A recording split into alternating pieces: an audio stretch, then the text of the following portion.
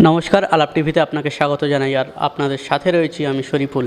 আর এই মুহূর্তে আমাদের সাথে পেয়ে গেছি অনুষ্কা ঘোষাল মহাশয়াকে, যিনি পড়াশোনা করেছেন ইঞ্জিনিয়ারিং নিয়ে, তবে মনের আরাম খুঁজে পান সৃজনশীলতায়।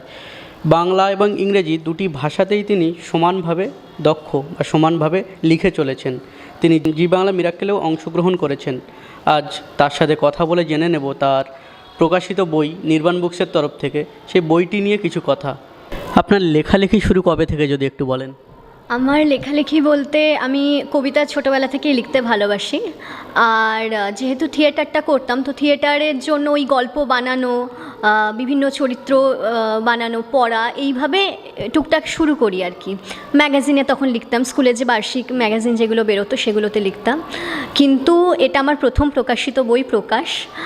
আর তাই আমার নামকরণটাও সেই রকমভাবে যে হ্যাঁ, যেহেতু আমি প্রথমবার লিখলাম এটা প্রকাশ, তো এইভাবেই আর কি শুরু হয়েছে। এবারে দেখা যাক সবার আশীর্বাদে কত দূর অবধি যেতে পারি।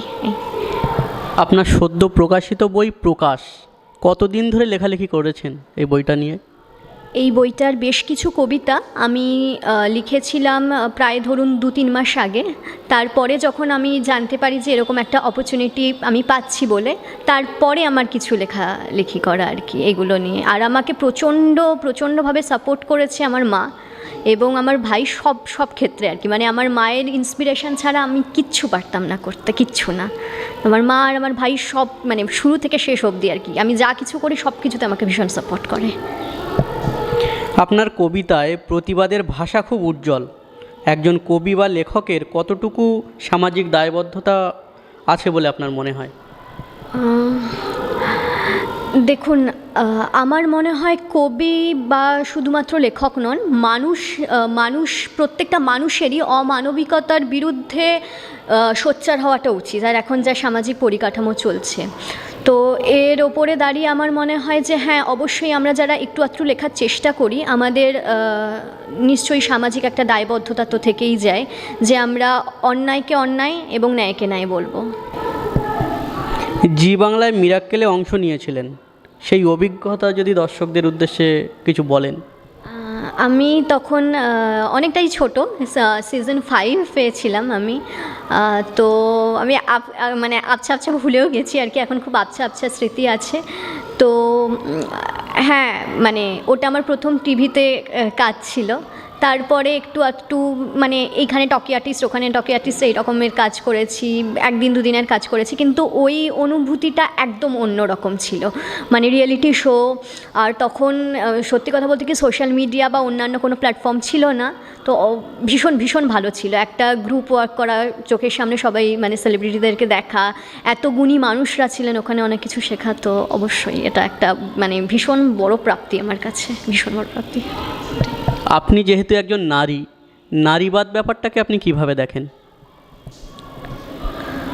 দেখুন, আমার যেটা মনে হয় যে নারীবাদ পুরুষবাদ এরকম কোনো বাদ থাকাটাই উচিত নয়।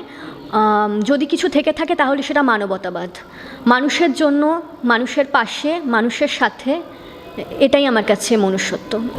ভালো লিখতে গেলে অনেক বেশি পড়তে হয়। নতুন প্রজন্মের ছেলে মেয়েদের মধ্যে লেখাপড়াটা অনেকটা কমে আসছে, এ ব্যাপারে আপনি কি বলবেন?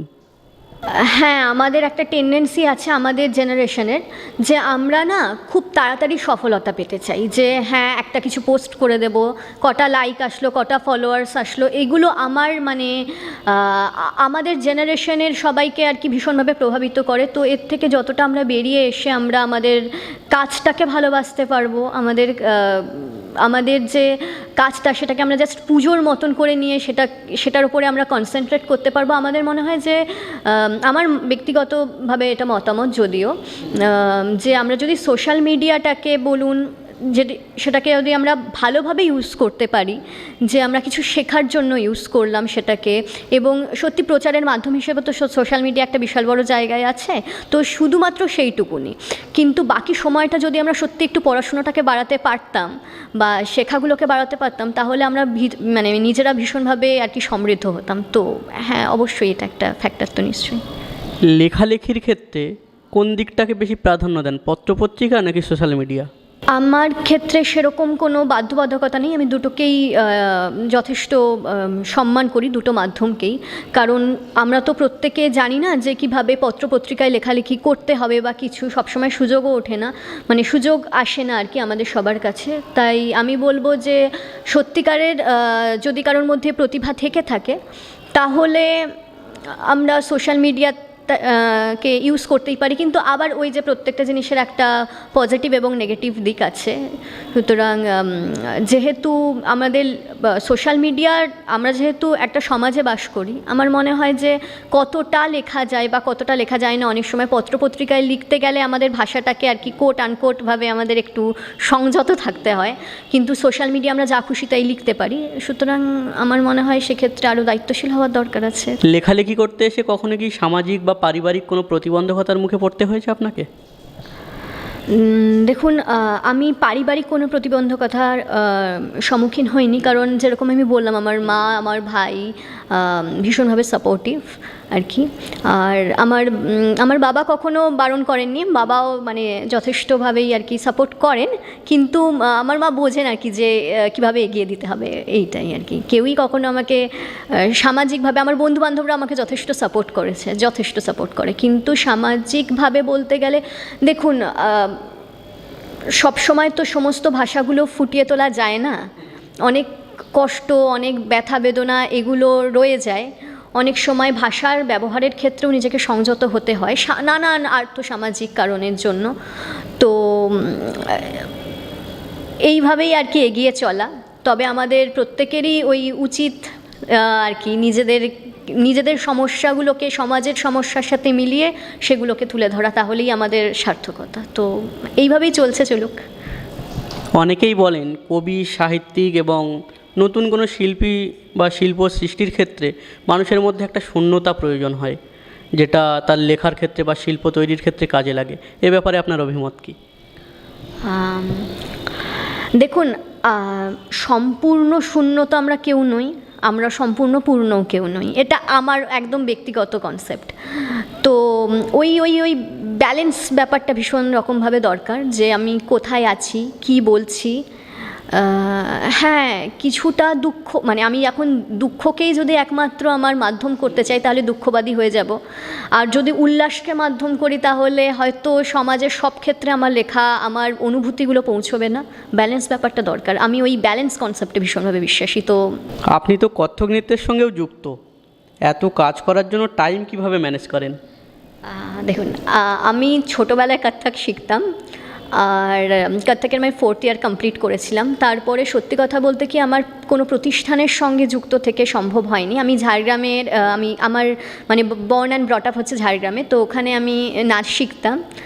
তারপরে এখন যেটা করি, যতটুকুনি পারি করতে, সেটা শুধুমাত্র ভালোবাসার জন্য পারি। আর আমার মনে হয় যে আমরা যদি কোনো কিছুকে মন থেকে ভালোবাসি তাহলে ওটার জন্য আলাদা করে আমাকে টাইম দিতে হবে, আমাকে অনেক টাইম ডিভোট করতে হবে, হাউ ক্যান আই ম্যানেজ, এই প্রশ্নগুলো মনে হয় ওঠে না, তো ওটা চলে আসে। আমি আজকে মানে আমি সারাদিনে যতই কাজ করি, বাড়িতে এসে একটা গান শুনবো না বা গানের সাথে একটু স্টেপগুলো মনে করবো না, এটা হয় না। তো এটা আমার ভেতরের, এটাই আমার বাঁচার উৎস। তো এইভাবেই হয়ে যায় আর কি। লেখালেখি করতে এসে কোনো আনন্দের কোনো ঘটনা বা কোনো স্মরণীয় ঘটনা যদি মনে পড়ে আমাদের সাথে একটু ভাগ করে নেবেন। আনন্দের কিনা জানি না, তবে একটা মজার ঘটনা ঘটেছে। আমি এইবারেরই লেখার ব্যাপারে বলছি। আমার কাছে যখন নির্বাণ বুকসে দাদার ফোন আসলো প্রুফ কারেকশানের জন্য, আমি বারবার ধরে হয়তো প্রুফটা দেখছি, এবারে এই রকম করতে করতে একবার এক একটা ভুল বেরোচ্ছে, আমি একবার করে ফোন করছি, এবং তার মাঝখানে হয়তো ফোন কল লিস্ট চেক করে দেখা যাবে 15 সেকেন্ডের ডিফারেন্স আছে, 20 সেকেন্ডের ডিফারেন্স আছে। তো তার মাঝখানেও দাদা একটুও বিরক্ত হয়নি যে ঠিক আছে আমি করে দিচ্ছি।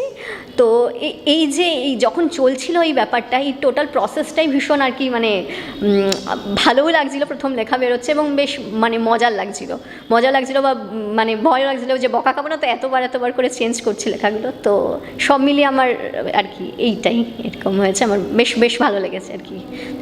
এটা মজার মুহূর্ত বলা যেতে পারে।